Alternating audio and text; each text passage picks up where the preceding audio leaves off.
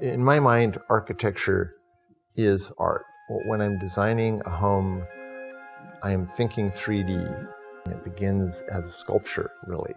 And so it's that sculpture that's punctuated by openings and shadows and art that makes the architecture, I think, makes it more timeless.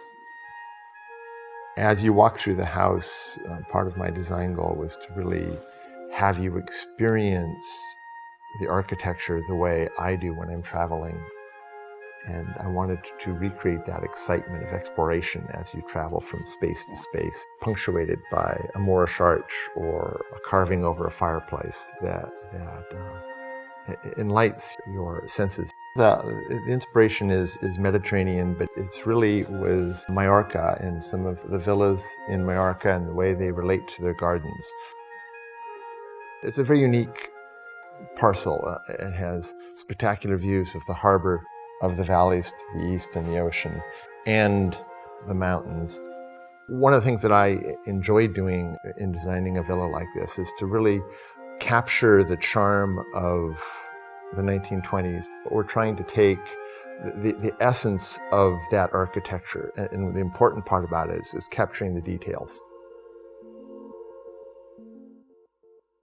One of the real fun elements about creating this home was working with the craftsman, and I think the result is spectacular.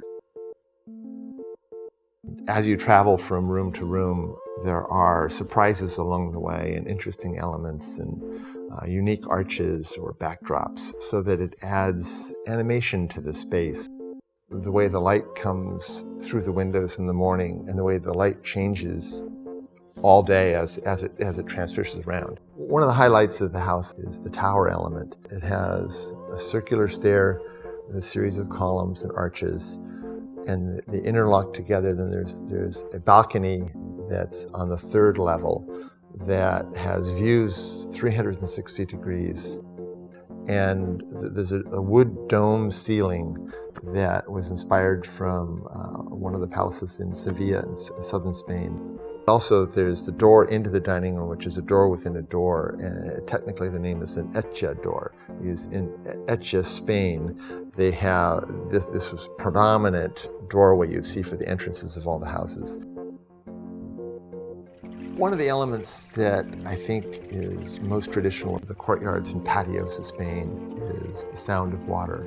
So the fountains for this home are small little burbles of water that have a kind of a quiet background sound.